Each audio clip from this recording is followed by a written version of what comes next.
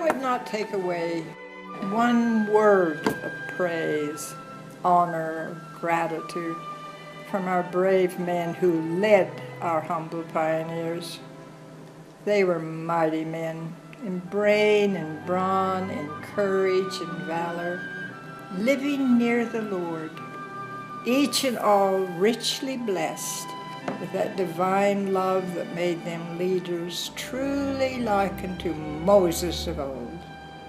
I yield, we yield to no one, in our gratitude for them, for the conquest of the wilderness and of the saving of men's souls. But I should like to say something about those who followed after those giants with their unexcelled devotion, heroism, and faith, all trickling forward in a never-failing tiny stream, filling the valley they entered, then flowing out at the sides and ends, peopling this whole wilderness waste, making it to fulfill the ancient prophecy that the desert should blossom as a rose. I should like to say something about the last wagon and each of the long wagon trains that toiled slowly over the plains. This last wagon. Last because the ox team that pulled it was the smallest and leanest and weakest. Last because worn and creaking, it took more time to fix and to grease. Last because the wind-rent cover was old and took hours to tie up and keep out the storm. Last because the mother, heavy with child, must rest to the very moment of starting. Last because sickly little Bill, poorly nourished, must be washed and coaxed to eat the rough food, all they have. Last because their father took a little longer with his morning prayers. He had so many blessings to thank the Lord for, and special blessings to ask the Lord to grant.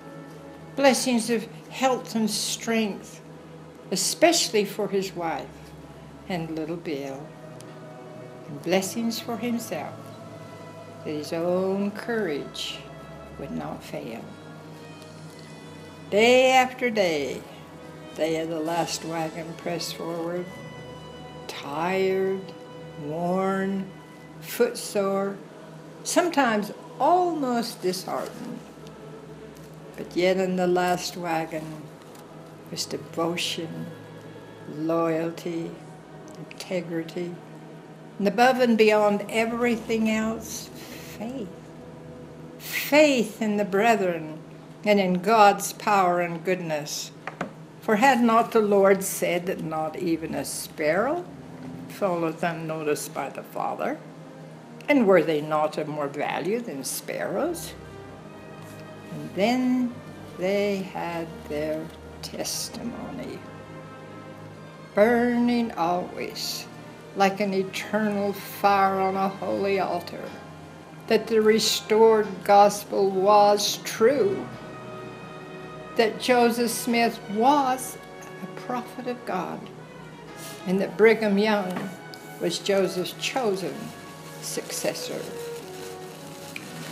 When the train moved forward in the early morning sun, the still morning air, dust in the still morning air hung heavy over the road, covered the last wagon, all that was in it. Clung to clothes, blackened faces, filled eyes already sore. The wife, soon to become a mother, could hardly catch her breath in the heavy choking dust, for even in the pure air she breathed hard from her burden. Then came the morning, when from out the last wagon came the cry, of a newborn babe. Mother loved me to stride. Father bowed in reverence before it. But the train must move on.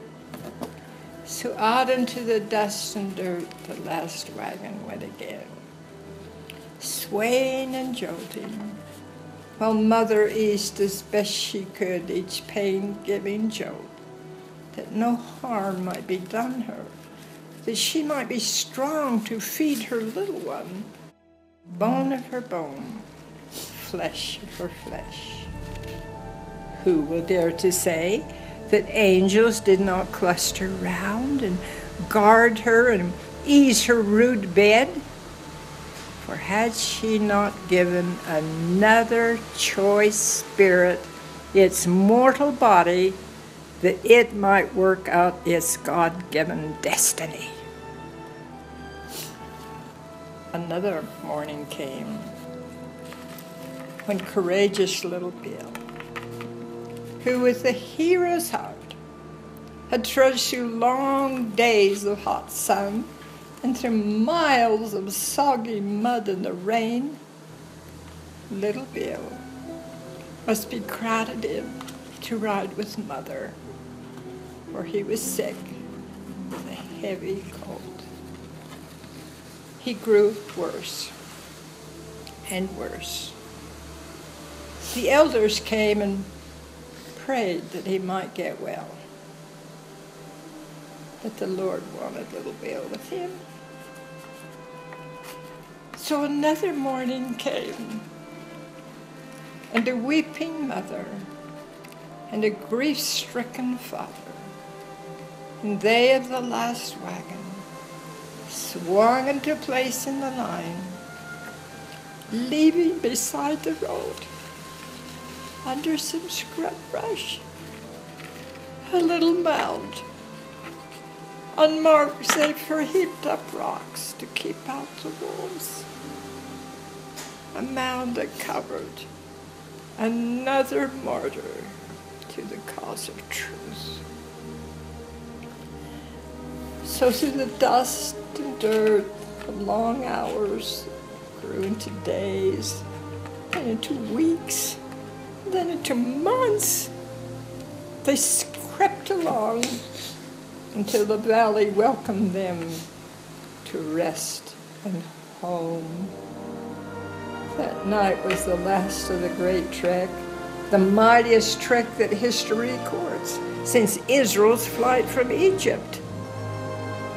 And as the sun sank behind the mountain peaks of the west, they of the last wagon, and the wagon before that, and the wagon before that, and so on to the very front wagon of the train, all sank to their knees in the joy of their souls, thanking God that at last they were in Zion. Zion, Zion, beautiful Zion, Zion, city of our God. And they knew there was a God. For only He could have brought them triumphant through all the scorn, the ridicule, the slander, the tarrings and featherings, the plunderings, the burnings, and the murderings that had been their lot, and the lot of their people since Joseph Smith visioned the Father and the Son. So to these humble souls, the tools of the Lord, who have for this people hewed the stones and laid the foundation of God's kingdom solid as the granite mountains from which they carved the rocks for their temple.